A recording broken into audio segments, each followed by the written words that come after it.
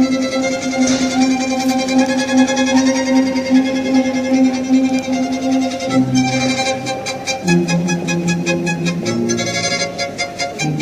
amigos, nuevamente juntos para compartir, como todas las semanas, nuestro artículo. El artículo de la semana, que en esta oportunidad lleva como título Caos y Control. En principio, les voy a resumir la idea central del artículo, que gira en torno al concepto de entropía en el mundo o en el ámbito laboral.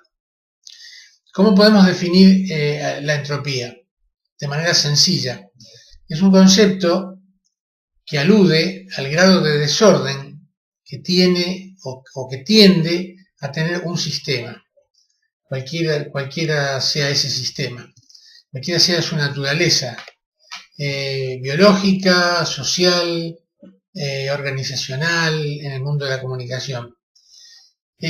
Originalmente podemos pensar la entropía como producto de la interacción de las fuerzas que actúan dentro, o fuerzas internas en relación de un sistema en relación con su entorno, es decir, qué grado hay de tendencia o de propensión al desorden dentro de esos sistemas, siempre en relación a otros sistemas colineales. Si pensamos a la entropía como un patrón de medida, si la tomamos como un patrón de medida, seguramente nos va a decir algo acerca del grado de organización o de desorganización que está presente en un determinado sistema.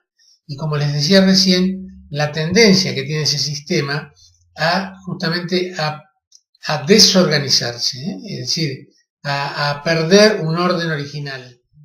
Sabemos que los sistemas que están teórica o prácticamente aislados tienden al desorden. Es decir, si pensamos que ese desorden, justamente esa tendencia al desorden, si lo podemos pensar como una tendencia al caos con el correr del tiempo, entonces estaremos justamente frente a un fenómeno que nos va a resultar de enorme utilidad, es decir, relacionando el concepto de entropía con el concepto de caos, para entender algún funcionamiento, en primer lugar, confuso, o que aparece confuso, en la interacción de los integrantes de una organización laboral. En resumen, el artículo pretende, a partir de estos conceptos, diagnosticar y entender por qué en muchas organizaciones lo que aparece como azaroso, lo que aparece como un desorden absolutamente incomprensible, si profundizamos un poco en ese supuesto desorden aleatorio, vamos a encontrar que detrás de ese aparente desorden de características azarosas hay un desorden, pero de características caóticas. ¿Esto qué quiere decir? Que hay un orden por debajo, o que se sustenta ese aparente desorden en el comportamiento de ciertas organizaciones. Vamos a volver sobre el concepto de caos para describirlo o definirlo. Podríamos decir que cuando hablamos de caos, cuando pensamos en el concepto de caos, aludimos a una dinámica resultante de sistemas que evolucionan de una manera inestable. Es decir, son sistemas que evolucionan de una manera inestable, y son sistemas llamados caóticos. ¿Inestable con arreglo a qué? ¿O cómo pensamos esa inestabilidad de los sistemas caóticos? Son inestables como digamos, se ha demostrado, con arreglo a una dependencia muy directa de las condiciones iniciales de ese sistema. En fin, esa dependencia es una característica central de los procesos caóticos, que entonces parecen oscilar entre lo imprevisible y lo que se repite y lo recurrente. Reitero, los sistemas caóticos tienden a presentarse como inestables, pero dependiente esa inestabilidad depende de las condiciones iniciales, es decir, de las condiciones que dieron lugar a ese sistema. Por eso decimos que lo caótico, en sentido estricto, es diferente al concepto de azar o al concepto aleatorio. Y bien, si tomamos entonces el concepto de la tendencia al desorden de los sistemas, las características propias de los sistemas aislados que tienden a comportarse de manera caótica, es decir, de manera inestable y de manera dependiente de sus condiciones iniciales, pero al mismo tiempo también en sus fases iniciales ciertas recurrencias, ciertas reiteraciones del funcionamiento de esos sistemas a corto plazo resulta muy difícil de determinar, pero a largo plazo aparece justamente una recurrencia de esos sistemas que nos hace pensar que existen justamente ciertas leyes, cierto orden a largo plazo de ese aparente desorden inicial. Y justamente ahora apliquemos esto a los sistemas productivos, a las organizaciones laborales.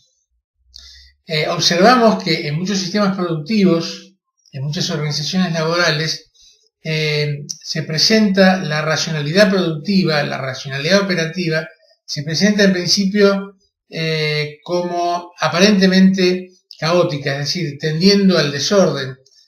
Hay una cierta irracionalidad dentro de esa racionalidad productiva y esto genera incertidumbre. Vamos a dar justamente un caso o dos ejemplos que están referidos en el artículo. Un ejemplo sería aquel donde la comunicación, las consignas dentro de ese sistema, dentro de esa organización laboral, es absolutamente rígida y no deja absolutamente ningún resquicio para una libertad de decisión por parte de los agentes operativos.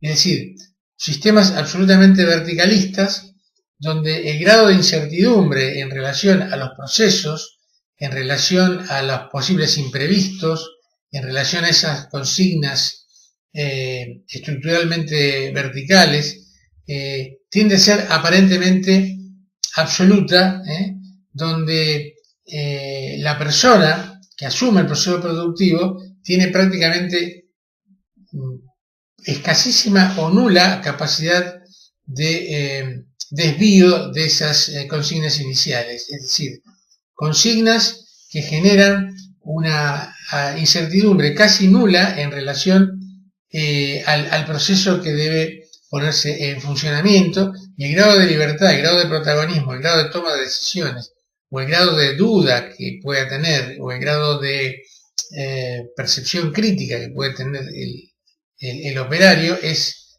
prácticamente nula. Estos sistemas podríamos decir que tienen, en teoría, digamos, entropía cero, o tienden a la entropía cero, es decir, que prácticamente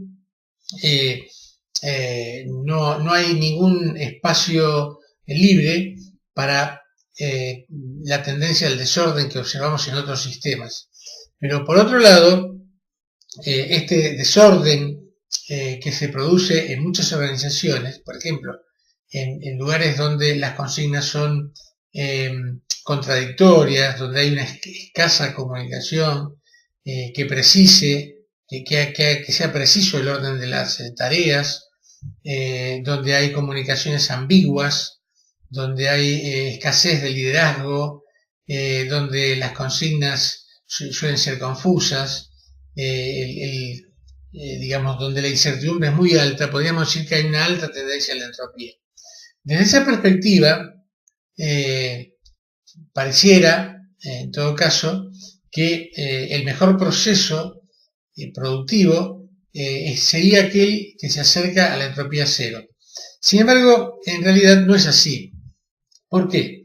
Porque en las organizaciones donde la tendencia caótica es mínima, son organizaciones muy poco creativas, son organizaciones en donde las personas se transforman prácticamente en autómatas, hay una especie de fusión, digamos, de la persona con el personaje, no queda espacio libre, no queda espacio posible para la expresión de las personalidades individuales, y finalmente se generan actitudes totalmente rutinarias que tienden a bajar no solo la motivación, la creatividad, la participación protagonística, sino también que tienden a que las personas reaccionen, digamos, frente a los imprevistos de una manera prácticamente ineficaz, porque no tienen recursos propios para poder, no tienen recursos inmediatos para poder responder a esas situaciones de imprevistos. Es decir, la rutina lo cubre todo y lo agobia todo. En las situaciones opuestas, en donde la tendencia a la entropía es muy alta y lo que aparecen como procesos absolutamente desorganizados, procesos altamente caóticos, generan una tasa de incertidumbre, entonces, donde las personas realmente no saben qué está bien y qué está mal en cuanto a lo que están haciendo. Eso también sería una situación extrema, en donde aquí la falta de productividad estaría muy ligada justamente a una vivencia de descontrol de la situación productiva y una ausencia, digamos, de determinadas consignas, llamémosle de características participativas, pero donde hay un acuerdo mínimo de hacia dónde debe ir el proceso productivo y cuáles son los límites de esa tendencia al desorden. Es decir, qué es lo que dentro de qué límites se pueden crear y dentro y fuera de esos límites justamente entraríamos en una situación de aparente desorden improductivo.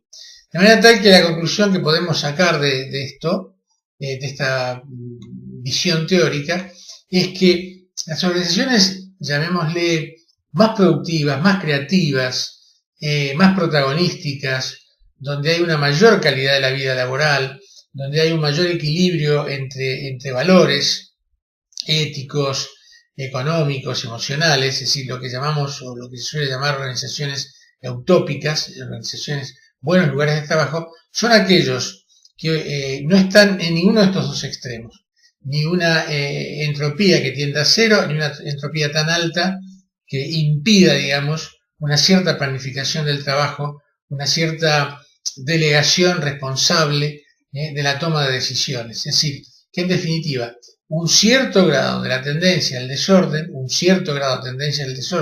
dentro de un marco regulatorio es positivo, no solo para la productividad, sino también para el bienestar y la calidad de la vida laboral.